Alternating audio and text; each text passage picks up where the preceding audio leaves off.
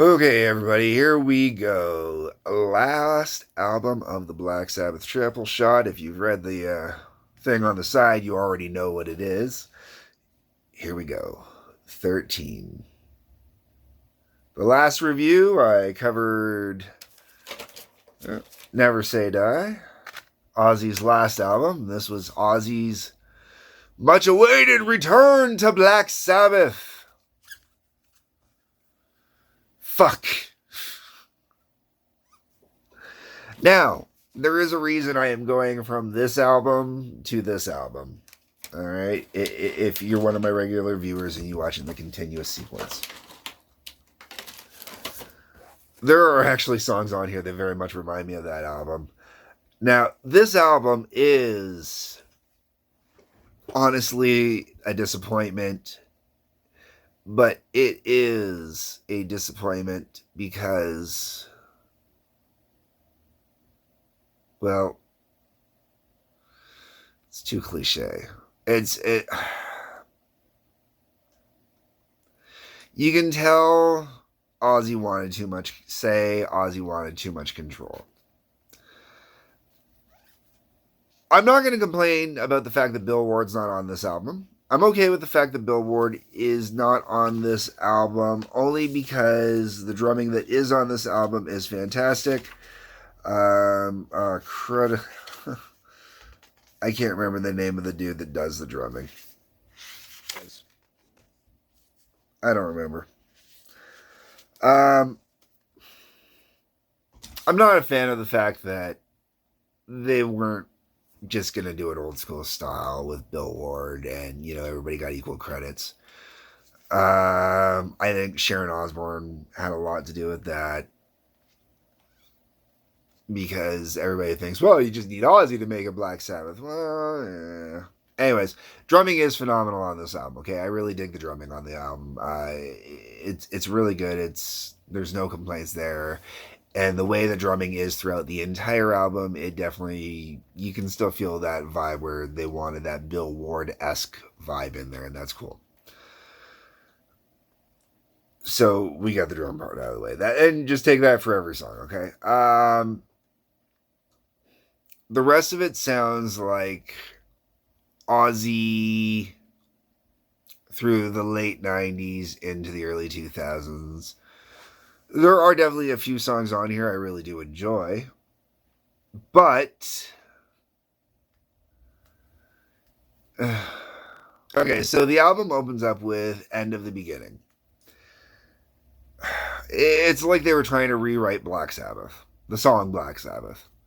The whole way through it kind of has that vibe, and it totally feels nostalgic that way. And the one thing I kind of like about End of the Beginning is it does sound like they're honestly trying to capture that original sound. They're not trying to overproduce it. They're not trying to do anything like that. It sounds like they were trying to actually capture that true blue original sound that they created when they did the song Black Sabbath, right down in through the production. That's about where I'm going to go with that one. Not a bad way to start the album, too. Get it over and done with. All right. God is Dead.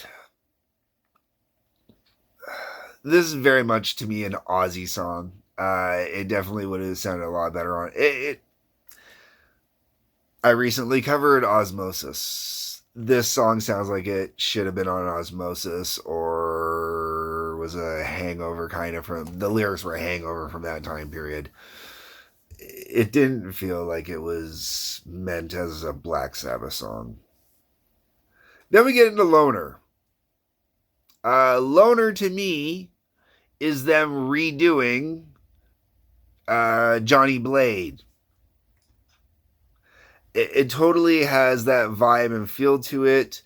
Or when I was talking about the Never Say Die album, what is it? It's Johnny Blade Jr.'s eyes kind of thing. Loner really kind of captures the vibe of those two songs. Really feels like it'd be in place in there. I think it's a cool tune, but it's not a cool tune. Then we get into Zeitgeist.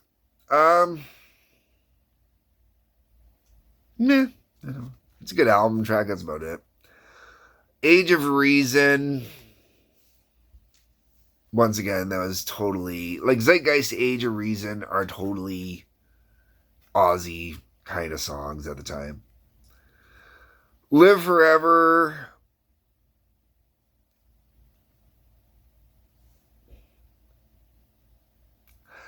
Live Forever definitely feels a little more like a Sabbath kind of song, but it's a little too on the nose, a little too cliche. I'll be honest though, it's one of the songs I enjoy the most off the album. But that's only because it hits the right notes while I'm listening to the album. After that, we go into Damaged Soul. I really dig Damaged Soul, but I only dig it while I'm listening to the album.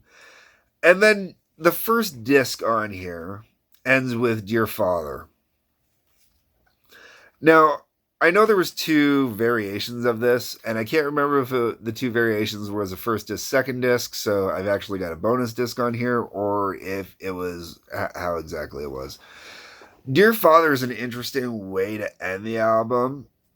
Dear Father is also kind of an interesting tune, but it's a damn Aussie tune again. It really is. It doesn't feel like a Sabbath tune to me. I think it's really kind of cool. It's a little bit different. It's really interesting, but it just doesn't pop the way I would have hoped for. Then we get into the second disc. Second disc only has 3 songs. Methodemic, which I like Methodemic when I'm listening to it. It's fun. It's high energy. It's got some real pace to it. And when you're out riding, stuff like that, the high pace is kind of nice. You've got a little focus to it, a little drive, a little good to it. That way. Outside of that, that's that. Peace of Mind, I really dig when I'm listening to it. I really, really get into it. But when I'm looking at it here and I want to talk about it, I don't have the right words to get into it. I can just tell you that out of the 3 songs, it's my favorite of the 3, which is kind of weird considering it's the one, I have the least amount to say. And then it ends with Pariah. And Pariah is another one that's really good and it's really cool and it's really got that classic kind of Sabbath-esque vibe to it, but at the same time, it's got that modern Aussie vocal on it. It's the modern Aussie vocal especially that I really just kind of kills it for me. I dig it. It's cool. It's cool. It's fun. But that's, only when I'm listening to it. The whole way around, I'll put the two discs in. I'll give them a listen through. I'll let them run through a couple times every couple years just to give it a listen. And that's where it ends. And now that I've reviewed it, I probably won't listen to it again for quite a while. There's really no songs on it even that I like individually that I will put on individually to listen to or throw into a mix. For a while, I know I was using, I was listening to God is Dead, Live Forever, and Peace of Mind. I know for a while I was listening to the 3 of those in an MP3 mix.